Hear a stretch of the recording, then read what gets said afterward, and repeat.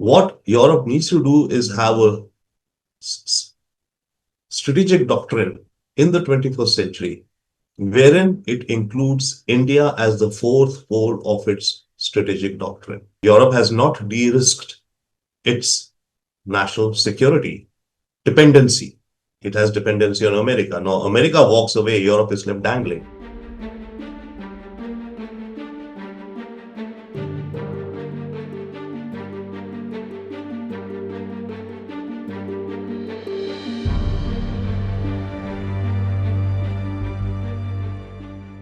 French President Emmanuel Macron asked the European Commission to trigger its anti-coercion policy if U.S. President Donald Trump imposes more tariffs on the EU.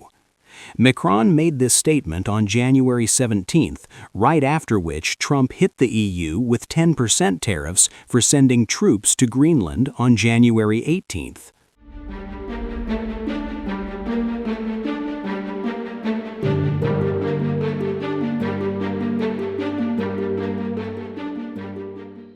Everybody think in France, in the European Union, that Greenland is not to be sold, not to be taken. The situation in Greenland is clearly a wake-up call for all the Europeans. And let me tell you very directly that you are not alone. And when a strategic message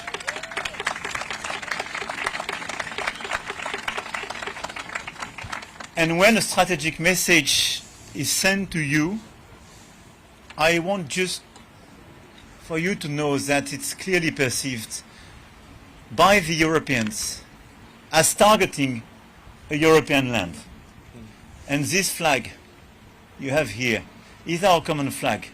And we know our common values. And we know our long-standing choices.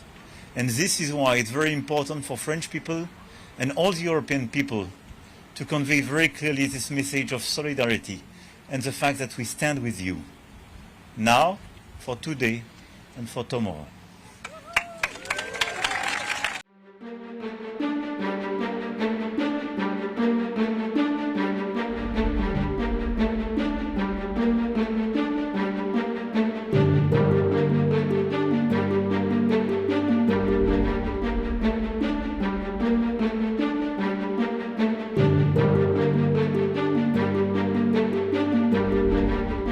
The possibility is always there. The question is, what is the probability, right? The probability of the EU going down the path to use this Anti-Coercion Act as of now is low, but it is growing. The chances are growing that it could, decide to invoke the ACA. Now, the point is, of course, there are huge downsides to it. There's a huge, challenge. It will be uncharted territory for the European Union and, of course, the United States also, if it goes down this path. Also, it will mean that the rupturing of Europe with America will get more intense.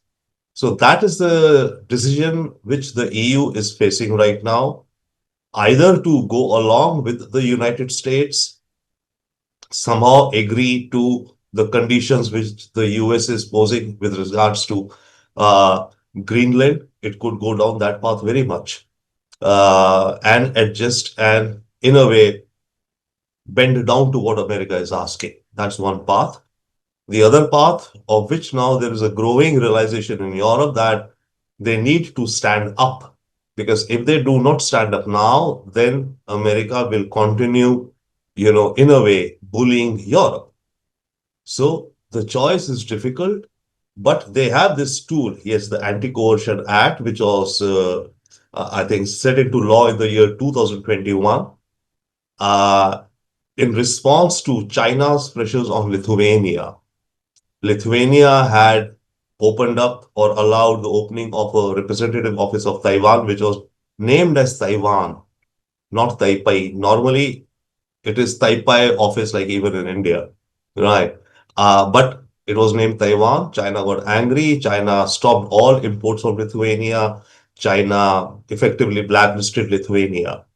So the Europeans, they enacted a law that in case of a coercion by any outside power, it was meant to handle China, right, which threatens Europe's trade or other interest. They set up this law, and it is a bazooka, or it is termed as a bazooka because it has very wide powers in that law. It is not only a law in terms of trade, tariff and counter tariff. It is not only that. It's not for only commercial war. It's for a geopolitical war.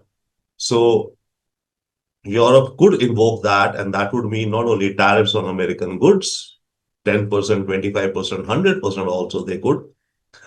It could also mean that Europe could, start investigations into American companies, tax investigations. It could also mean Europe could insist on data localization to a larger degree. It could also mean Europe could prosecute some of the tech companies for their algorithms like, Twitter and Insta or Facebook or TikTok, whichever. So there are a bunch of powers embedded in this act. That is why it is known as a bazooka. It will not, I think, help EU to save Greenland. If not an invasion, but let's say American occupancy or Greenland as a colony of America. The math, the numbers, the raw power are all with America. Europe is feeling, in a way, orphaned right now if the US withdraws its security umbrella. There are talks also that some of the or not some, then the EU countries would ask America to wind up its military bases in Europe. Sure, they could ask that. But then what happens to European defense? They need to protect themselves from the Russian bear, which is out there, out on their doorsteps. So Europe is caught between a cliff and and the deep sea. And yes, they could take a strong stance to signal that maybe enough is enough to America. But even beyond that signaling, I think it depends how matters spiral up or spiral down. See, if the EU invokes the bazooka and maybe slaps 10% tariff, not much, right? It's known as a bazooka. Bazooka means EU has a bunch of options in its portfolio, as I was explaining earlier, right? You know, tax investigations, data localization, revoking of intellectual property, all of those, and tariffs. Europe may decide not to do all of that, but only maybe impose 10% reverse tariff on America, just to signal that it's serious, right? And then it depends upon how America reacts, and then it could spiral up. Then Europe could have, may go up to 50% tariff. If something like that happens, then it becomes a trade war. So I think the first step could be that Europe might invoke the Bazooka Act, but not fire the full bazooka, just impose only 10% tariffs on American goods, which itself is a big step. So Europe could test the waters that way with pushing back America. And then it remains to be seen. Probably America will come back with a much bigger hammer. Then will come the moment of decision for EU, to go ahead or not go ahead. If it decides to go ahead at that point of time, then things would very much spiral down. Not only a trade war, then America, I mean, Trump could straight off, land maybe a few hundred more troops and say that Greenland is ours. He could go down that part. And then would the Danish or the few soldiers there, would they fight the American troops? Then that would reach that point of fireworks. Not in the short term, but in the long run. EU has to update its security doctrine. So far, EU had been working on a three-pole strategy. America as one pole for trade and military security. Russia for resources, oil and gas and resources. And China as the factory for Europe. These were the three poles with which Europe was juggling. What Europe needs to do, and in this new world matrix which is emerging, Europe, all three of these poles are now wobbling for Europe. America is wobbling big time, Russia is wobbling, and China is a pole on which or with which EU has to do business, but it's not very much enamored of China. What Europe needs to do is have a strategic doctrine in the 21st century, wherein it includes India as the fourth pole of its strategic doctrine. So far, EU looks at India only transactional and some sector partnerships. Okay, green energy, yes, something, yes. Okay, Europe has to look at India in a holistic manner as a fourth pole in its 21st century strategic doctrine. But you see, this is what is going on. I mean, everyone may have has their own name to the term Atmanirbharta. Each country is doing this right now, not only India. Every country, I think, since COVID, after COVID, especially the shock of COVID, and then the shock of the Russia-Ukraine war, and then the shock of Israel-Gaza, every country has woken up to the fact that they need to as much as maximize what they have. But the truth is that no country can live alone. Even India cannot. We may say Atmanirbharta, we may try.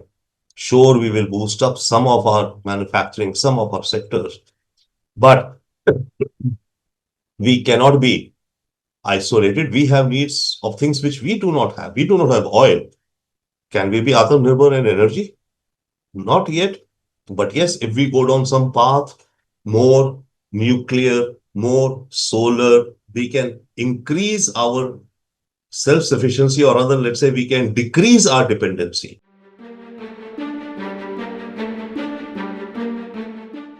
If we don't take Greenland, Russia or China will. And I'm not letting that happen.